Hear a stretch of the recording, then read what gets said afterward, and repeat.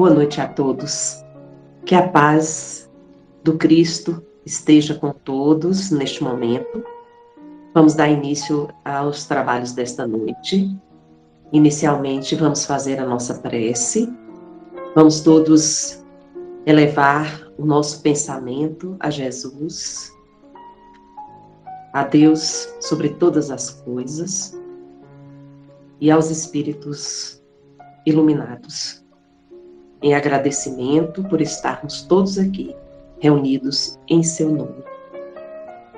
Que a paz do Mestre nos inspire, que a paz do Mestre nos traga sempre com ânimo, muita fé, muita esperança no futuro, confiança.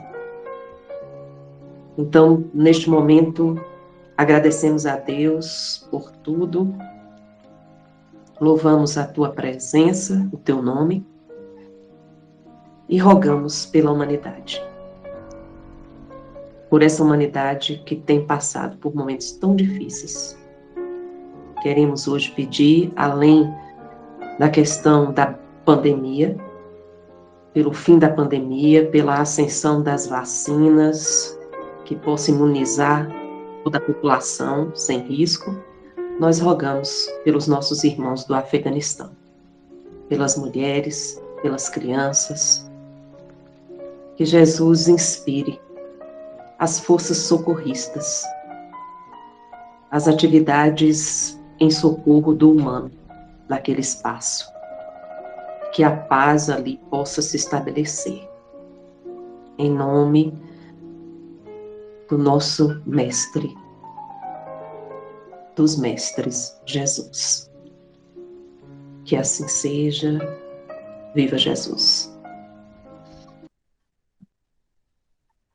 Bom, queridos amigos, hoje nós vamos falar sobre um tema recorrente também, e que é sempre importante trabalharmos e refletirmos sobre ele, que é a conduta cristã.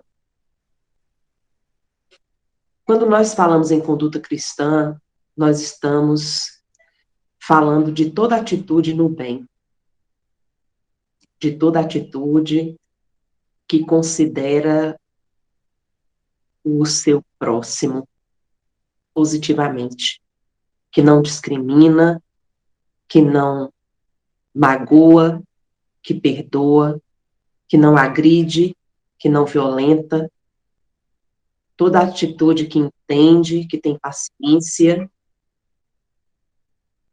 Então, nós estamos falando das inspirações neste sentido em todo o planeta.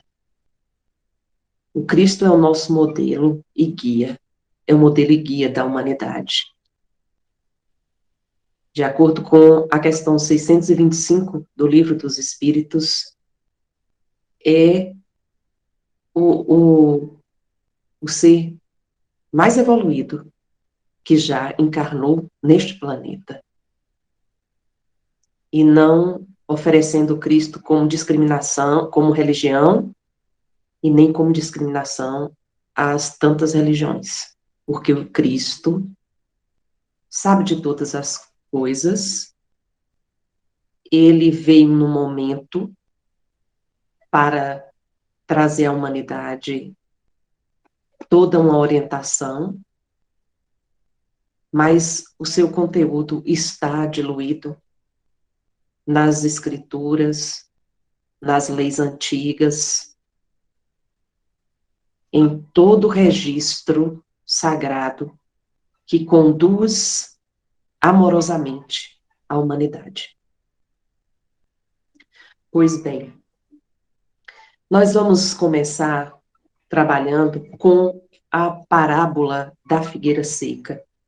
Esta parábola está citada no Evangelho segundo o Espiritismo, no capítulo 19, A Fé que Transporta Montanhas, no item 8, quando nos diz assim,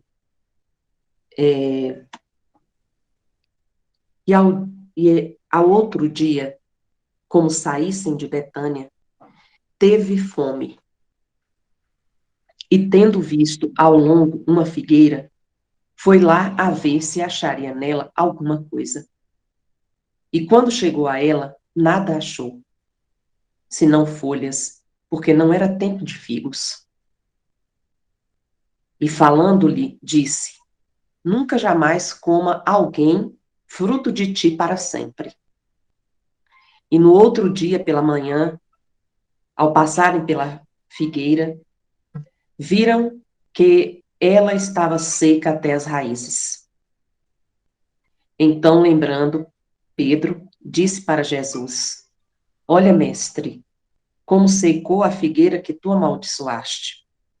E respondendo Jesus lhe disse: Tendo fé em Deus, em verdade vos afirmo que todo o que disser a este monte, tira-te e alcança-te ao mar, e isso sem hesitar no seu coração, mas tendo fé de que tudo o que disser sucederá, ele o verá cumprir assim. Marcos, capítulo 11, versículos 12 a 14 e 20 a 23. Pois bem, a imagem aqui da figueira seca. Nós estamos vendo que, nós sabemos que Jesus utiliza de parábolas, se utilizou de parábolas todo o período em que ele esteve aqui conosco, para chegar até os homens. A parábola, ela é uma forma de trabalhar a realidade usando metáforas. E Jesus usou estas metáforas para se aproximar mais daquela população, daquelas pessoas que estavam ali e para ensinar-lhes. E em todo momento, Jesus encontrava encontrava motivo. Em todas as coisas, Jesus encontrava motivo e buscava formas de atingir aos homens. Então, aqui na figueira, nós podemos questionar na parábola da figueira seca, nós podemos questionar várias coisas. Antes de discutirmos o seu significado, nós podemos questionar, Jesus teria amaldiçoado a figueira? Por que Jesus teria amaldiçoado a figueira? A figueira não deu frutos. Jesus alegou ter sentido, a parábola afirma que Jesus teria sentido fome e buscou os frutos na figueira. A figueira estava repleta de folhas, mas não havia frutos. E a parábola ainda chama a atenção de que, provavelmente, não estava no tempo de dar frutos. Então, por que Jesus teria amaldiçoado a figueira? Porque, pelo fato de ela não ter dado frutos, foi pelo fato de ela não ter dado frutos, mas se não era o tempo dela dar frutos, por que então Jesus chamou a atenção dos seus apóstolos, dos homens ali presentes, para aquele fato? Nós sabemos muito bem que o Cristo, ele utilizava a parábola para fazer com que aqueles que tinham vontade de aprender, que eles pudessem refletir nas parábolas, eivadas da cultura daquele período, das informações, do cotidiano daquela sociedade, e aqueles que não aceitavam a verdade, não estavam dispostos a compreender a verdade, a refletir um pouco no conhecimento, com base no conhecimento que já possuíam, que eles teriam que interpretar. Eles, para compreender aquilo que Jesus dizia, eles precisavam compreender. Em muitos momentos, o povo compreendia, toda a população ali ao redor do Cristo compreendia, e os fariseus percebiam que o povo já havia compreendido aquilo que eles queriam denunciar como errado, como transgressão da lei. Eles queriam condenar o Cristo de toda forma, afirmando que ele não podia ser o Messias. Então, nesse sentido, a parábola da figueira seca nos faz refletir sobre todas essas questões. Então, sobre a questão, Jesus, por que a figueira secou? Porque Jesus a amaldiçoou? Por que a figueira não tinha frutos? Ela estava cheia de folhas, ela estava frondosa, cheia de folhas. E por que Jesus ligou tudo isso à questão da fé? Então, vamos por partes. Em primeiro lugar, Jesus está utilizando aí de, de uma linguagem fictícia para atingir as pessoas. E, nesse sentido, nós vamos observar que Jesus logo observou que a figueira estava cheia de folhas. Quando uma figueira está cheia de folhas, ela já acusa a presença de frutos. Porque quando ela não tem folhas, que é o período da demência, né, ou do descanso, que não é o período em que ela está brotando para produzir folhas e frutos, ela fica completamente sem folhas e ela precisa, em determinado momento, ser podada para que venham as folhas e com as folhas os frutos. E quando ela está cheia de folhas, ela já possui frutos que já podem ser consumidos.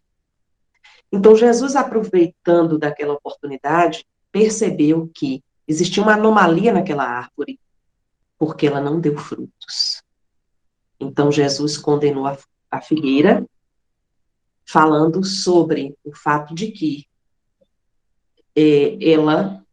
ninguém comeria frutos daquela figueira, porque no momento em que ela deveria dar frutos, ela não se prestou a dar frutos. Existia ali uma anomalia. Então, nesse sentido, a figueira, ela tinha um problema, e como ela não deu frutos, ela secou.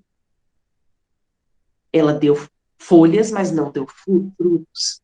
Então, ela secou. E Jesus aproveitou para falar sobre a fé, que aquele que tivesse uma mínima fé poderia pedir a um monte que fosse transportado para o mar, de um lugar para outro. E isso aconteceria. Então, o Cristo está utilizando aí diversas metáforas. Está utilizando a metáfora relacionando a falta de frutos, a figueira estéril, relacionando a questão de ela ter sido amaldiçoada por não ter produzido frutos, a questão da fé. Jesus, então, estava dando uma grande lição para os homens daquela época, e o conteúdo dessa parábola está aí, é um conteúdo de ordem superior, que estava educando a humanidade para aquilo que ela precisava saber. Pois bem, a imagem da figueira seca é, na realidade, nós podemos relacionar a parábola da figueira seca com aquelas pessoas que possuem dons, que estão bem prontas para distribuir os seus dons, fazer, desenvolver os seus dons, e não conseguem, e não fazem. Estão cheias, muitas vezes, de palavras bonitas, discursos floreados,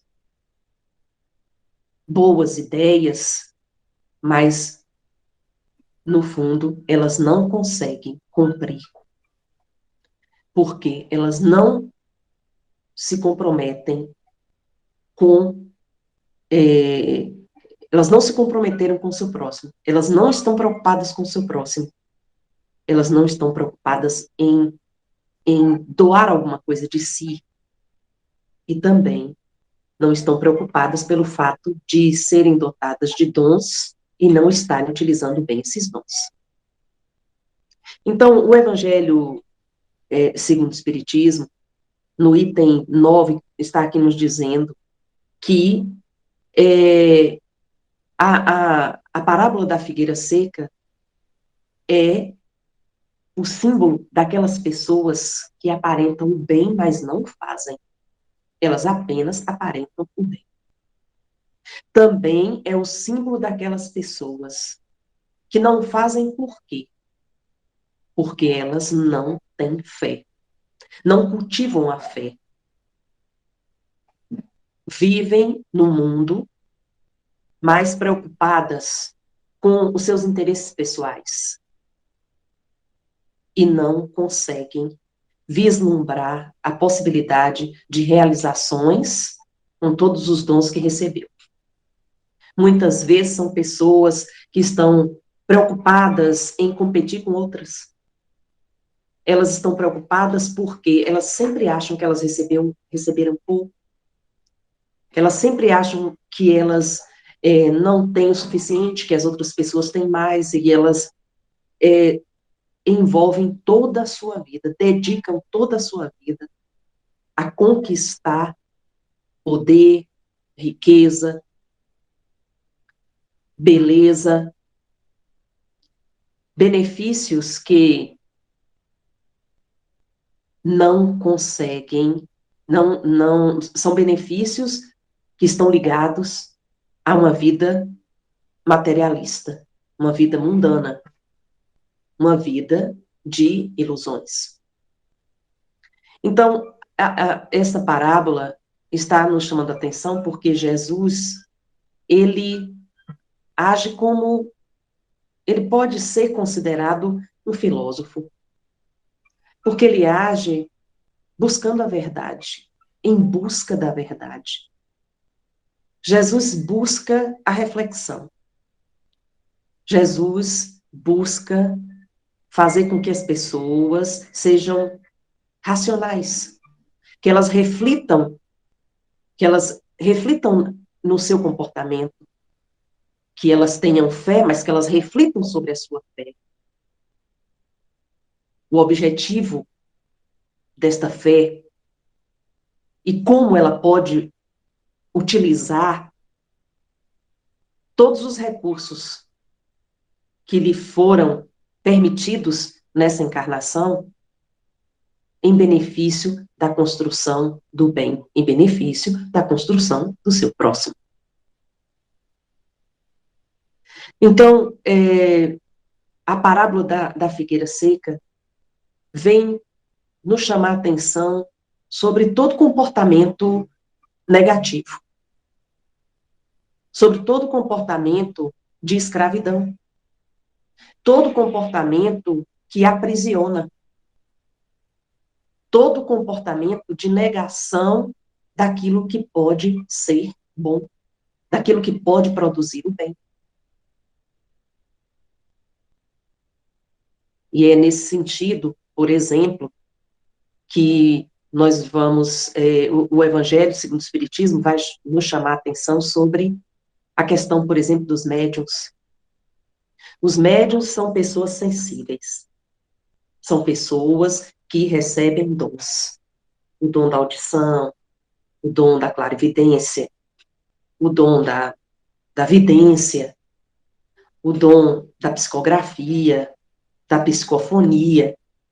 Os médiuns, eles emprestam a sua, o seu físico, a sua força vital, a sua vestimenta carnal em benefício, como instrumentos dos espíritos. Então, nesse sentido, ele precisa utilizar da sua inteligência, do seu potencial, da sua sensibilidade, para que os ensinamentos dos espíritos possam chegar até as sociedades, as comunidades, e atinja a humanidade inteira, e atinja o coração das pessoas. O espiritismo sistematiza o conceito de mediunidade. O espiritismo educa, informa, revela como os médiuns podem atuar, mas a mediunidade e atuar no centro espírita, nos trabalhos desenvolvidos pelas casas espíritas, pela doutrina espírita, que seja como escreventes, que seja como psicógrafos, que seja como clarividentes, sensitivos de toda ordem, os médiuns, eles podem e devem colaborar muito com a obra dos espíritos, porque a doutrina espírita é a doutrina dos espíritos. Sob a égide do Espírito da Verdade, a doutrina espírita veio para dar-nos informações cada vez mais apuradas daquilo que o Mestre nos trouxe. E num momento, há mais de 2000 anos atrás, nos trouxe, nos fazendo, nos proporcionando orientações seguras, mas diante ainda da nossa inferioridade, da nossa imaturidade, inferioridade espiritual, imaturidade espiritual, diante da nossa infância, ainda não podemos, naquele momento, compreender bem. Aqueles que já estavam mais preparados compreenderam bem, deram testemunho disso. Outros tantos ainda não compreenderam. Estamos há mais de 2000 anos ouvindo a mensagem do Mestre. E há mais de um século, a doutrina espírita chega na Terra para colaborar com esta obra. E não só a doutrina espírita, mas todas as outras religiões que, de verdade, realizam um trabalho no bem, com sinceridade, com honestidade, prestando um serviço de integridade ao seu próximo e sintonizados com as forças divinas, as poderosas forças do bem, todas as doutrinas, nesse sentido, vão estar colaborando com a divulgação da mensagem dos espíritos. Porque os espíritos são as vozes do Criador, são as vozes do Cristo. E é nesse sentido que, então, nós podemos compreender que a mediunidade, ela não vai ocorrer só com aqueles que são espíritas. Ela vai ocorrer sob diversos nomes em outras religiões, como as revelações, as igrejas que recebem revelações, os pastores que recebem revelações, os padres que trabalham também com a questão das revelações. Então, é nesse sentido que nós podemos compreender que todos nós estamos aqui como seres capazes de realizar o bem a partir de um potencial que existe em nós. E cada um de nós somos importantes para o Criador. E cada um de nós podemos realizar este trabalho ao mesmo tempo que estamos avançando. Não importa se a sua mediunidade é uma mediunidade ostensiva ou não é ostensiva. Não importa se você tem, vamos dizer, uma capacidade mediúnica mais avançada ou menos avançada que o outro. Cada um de nós temos um compromisso na medida. O meu compromisso não vai ficar bem no seu compromisso. Você não pode ocupar o meu lugar. Lembrando disso, vamos lembrar de João Batista, que anunciou o Cristo. João Batista anunciou Jesus, batizou as pessoas, dizendo da vinda do Cristo, que ele viria e que ele batizaria todas as pessoas, porque ele era o Filho de Deus.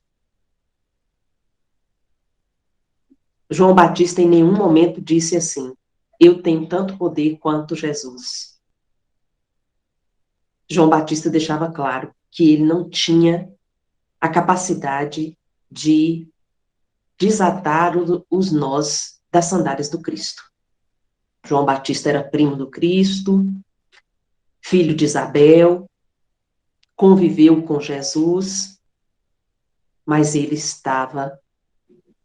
era primo de Jesus, mas ele estava, portanto, seu parente, mas ele estava se referindo ao momento em que o Cristo viria. O momento certo em que ele se manifestaria através da humanidade. Ele não estava falando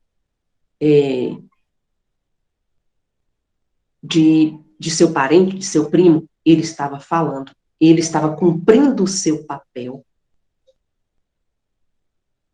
O papel que ele veio cumprir.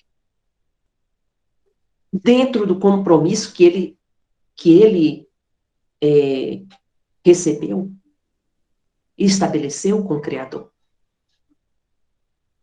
Então, em nenhum momento, João Batista atropelou o papel do Cristo.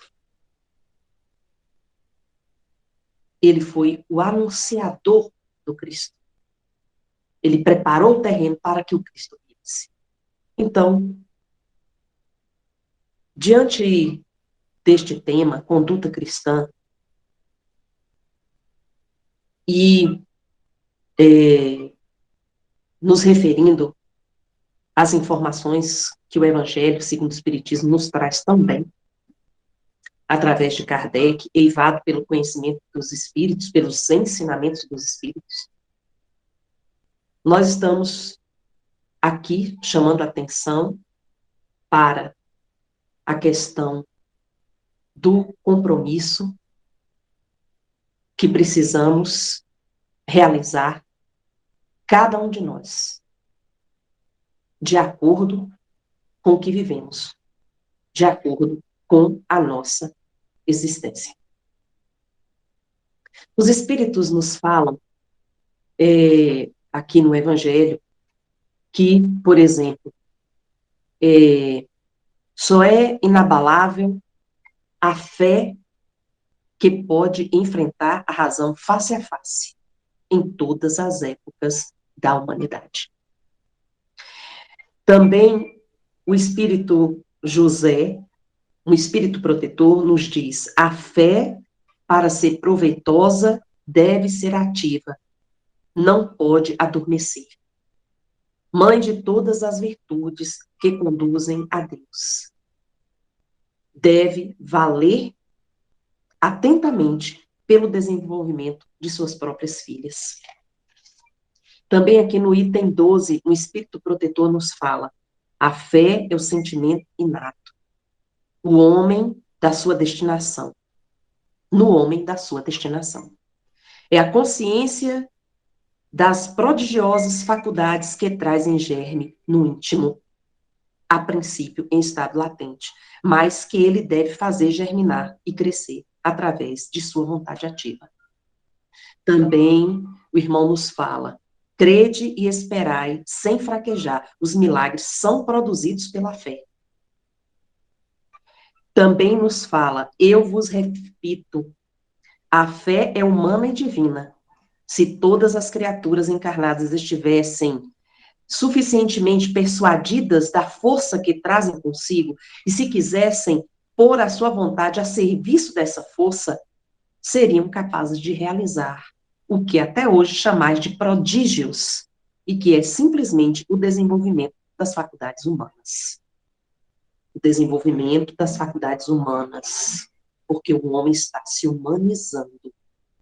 E humanizar significa desenvolver o seu potencial divino.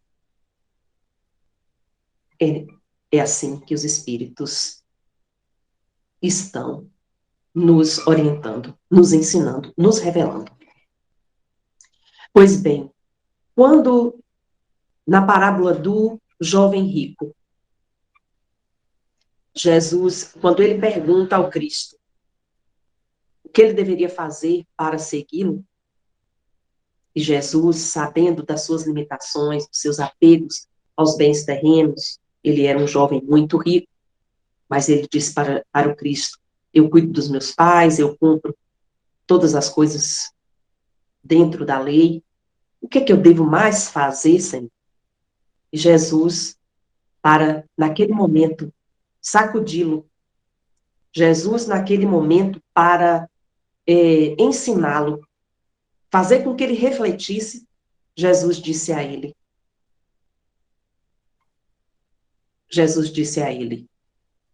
vá, venda tudo o que tens e me siga.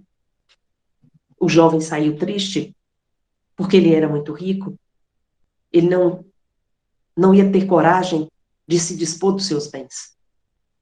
E Jesus, nesse momento, ele não estava. Muitas pessoas comentam que o Cristo não é a favor da riqueza, que o Cristo é a favor da pobreza, que o Cristo ressalta a pobreza. Não é por aí. A riqueza tem seu valor, como nós já discutimos aqui, assim como a pobreza. São provações, são motivos de expiação também, são elementos importantes e que devemos, em cada encarnação, deparando-nos com estes elementos, cumprir. Porque cada um tem seu critério, tem seu protocolo, por assim dizer. Pois bem, mas Jesus queria chamar a atenção daquele rapaz, daquele jovem rapaz. Jesus queria ver a reação dele. Porque todos nós temos livre-arbítrio. Todos nós estamos fadados a pensar, a refletir, a agir da nossa livre vontade. Jesus queria que aquele jovem tivesse atitude. Assim como o bom samaritano. Ele encontrou um homem caído no meio do caminho, na estrada. Muitas pessoas já haviam passado por ali e já haviam visto aquele homem e nada fizeram. Mas aquele samaritano encheu-se de compaixão, como assim nos fala a parábola. Encheu-se de compaixão. E cuidou de suas feridas naquele momento, colocando uma ata, né, nas suas feridas para pudessem, que ele pudesse transportá-lo até um lugar seguro, onde ele recebesse o tratamento adequado. E assim ele o fez. E deixou um recurso com o dono da estalagem e disse que pudesse, disse ao dono da estalagem, deu ordem, pode gastar com ele, que eu vou em minha viagem e retorno e lhe pagarei tudo. É um dos fenômenos mais interessantes do Evangelho, essa passagem, essa parábola. Porque, neste momento, o amor, ele fala mais alto. A caridade. E Emmanuel nos fala, no seu livro Roteiro, uma psicografia de Chico Xavier, Emmanuel nos fala assim: o mestre não se limita a ensinar o bem. Desce ao convívio com a multidão e materializa-o com o próprio esforço. Cura os doentes na via pública, sem cerimoniais, e ajuda a milhares de ouvintes, amparando-os na solução dos mais complicados problemas da natureza moral, sem valer-se das etiquetas do culto externo. Jesus desce das alturas e atua com a população, andando com ela, vivendo com ela, sentindo com ela. Ele queria sentir como aquelas pessoas desenvolviam seus sentimentos, o que elas estavam, na prática, sofrendo. Jesus andou com aquela multidão, sentiu das pessoas tudo que elas estavam ali desenvolvendo interiormente. E naquele momento, ele realizou muitos milagres para aqueles que tinham fé. Ele conseguiu exemplificar o conhecimento, levando as pessoas a refletir, a uma mudança de comportamento. Todo o objetivo do Cristo era que as pessoas tivessem uma conduta adequada, condizente com o potencial que nos foi dado pelo Criador. Jesus deseja isso de nós. Então, é assim que o irmão José nos diz aqui: a fé, divina inspiração de Deus, desperta todos os sentimentos que conduzem o homem ao bem. É a base da regeneração. Naquele momento, diante da figueira, Jesus estava dizendo: ela já tem condições de dar frutos, e não deu por quê? Porque todos os sistemas, todos os ensinamentos, as doutrinas vazias, as pessoas vazias, elas vão se secar como a figueira. Porque nós vivemos num mundo onde a lei que nos rege, a lei natural, dentre as leis naturais que nos regem, existe o progresso, o trabalho, e nós precisamos nos movimentar. Jesus estava chamando a atenção da fé, porque para todos aqueles que estão desanimados, para todos aqueles que estão vendo inúmeros obstáculos à sua frente, no seu caminho, todos esses podem encontrar na fé a força para superar suas dificuldades e vencer. E realizar. E desenvolver os seus compromissos aqui na Terra. Em qualquer setor da nossa condição humana. Nós temos aqui um conto que tem o título desta palestra. E esse conto foi psicografado por Chico, e ele nos diz assim, eu vou ler para vocês, para que nós possamos refletir no conhecimento desta noite, no que está sendo discutido nesta noite.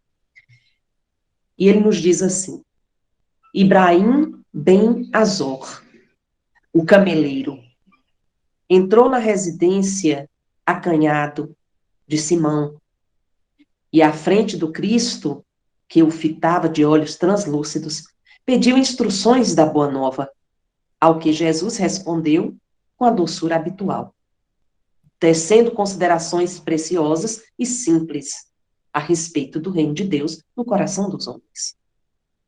Mestre, perguntou Ibrahim, desejando conhecer as normas evangélicas. Na hipótese de aceitar a nova revelação, como me comportarei perante as criaturas de má fé? Jesus respondeu, perdoarás e trabalharás sempre, fazendo quanto possível, para que se coloquem no nível de tua compreensão, desculpando-as e amparando-as infinitamente. E se me cercarem todos os dias? Jesus respondeu, continuarás perdoando e trabalhando a benefício delas. Mestre, invocou Ibrahim, admirado. A calúnia é um braseiro a requeimar-nos o coração. Admitamos que tais pessoas me vergastem com frases cruéis e apontamentos injustos. Como proceder quando me enlamearem o caminho, atirando-me flechas incendiadas? Jesus respondeu, perdoarás e trabalharás sem descanso, possibilitando a renovação do pensamento que a teu respeito fazem. E se me ferirem?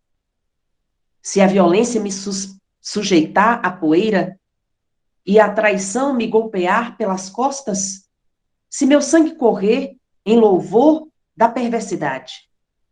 Jesus respondeu, perdoarás e trabalharás, curando as próprias chagas, com a disposição de servir invariavelmente, na certeza de que as leis do juiz se cumprirão, sem prejuízo de um centil.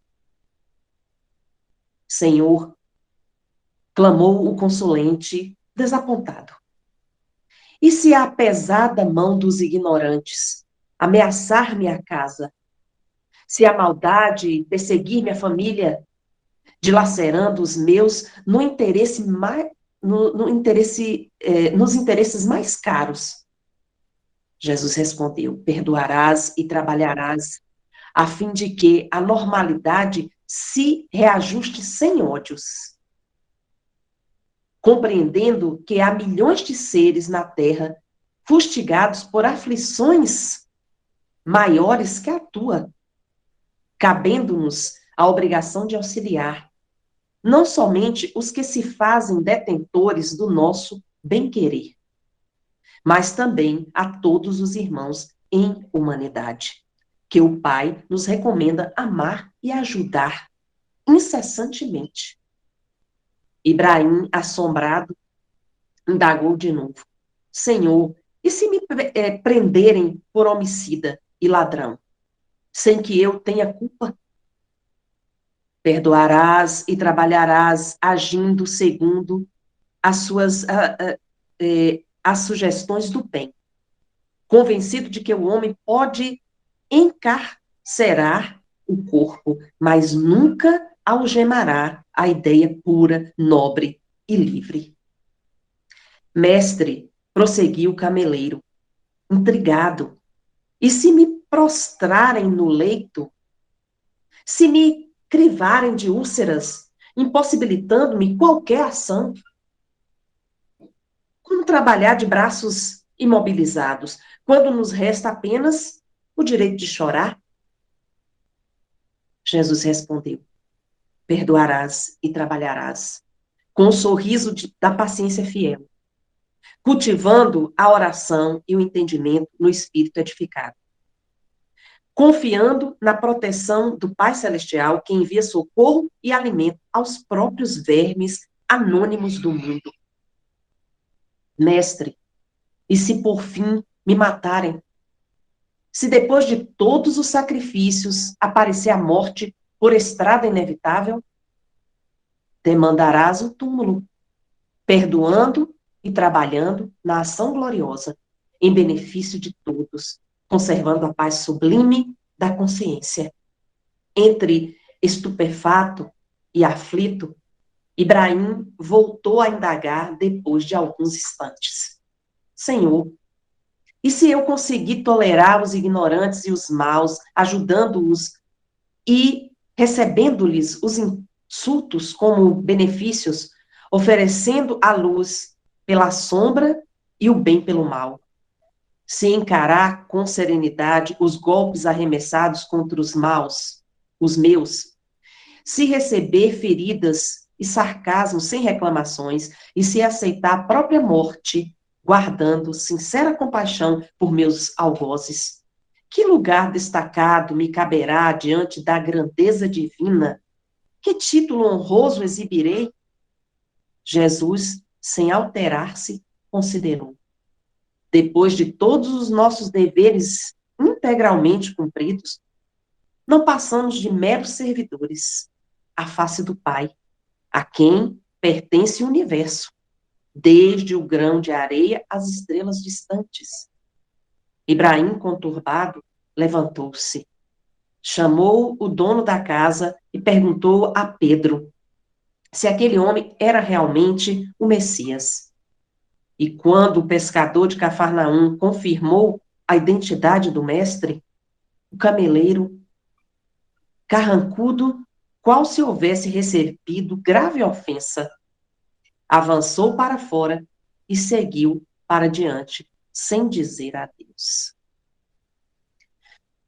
Meus irmãos, a conduta cristã é servir o Cristo, é agir de acordo às orientações do Mestre, aquilo que ele nos trouxe há mais de 2000 anos. Andou conosco, nos sentiu, nos envolveu com a sua paz,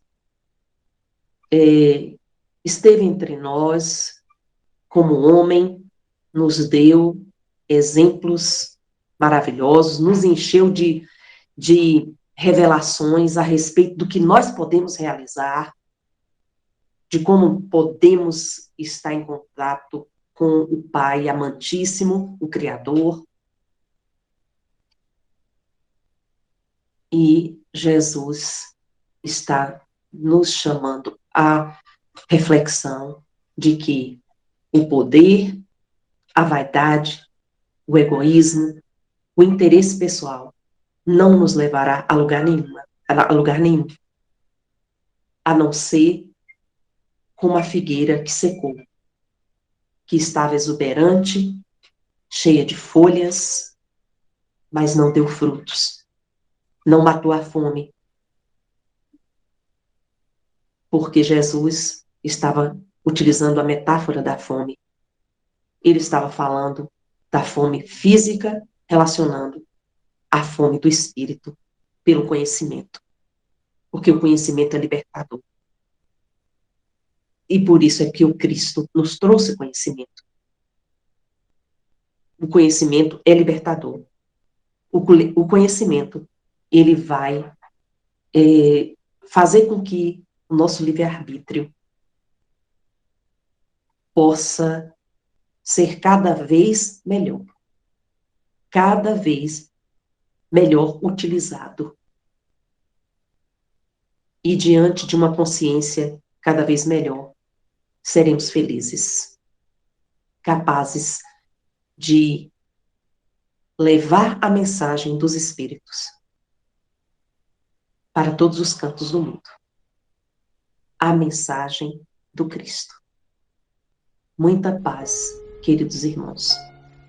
Que Jesus abençoe a todos nesta noite.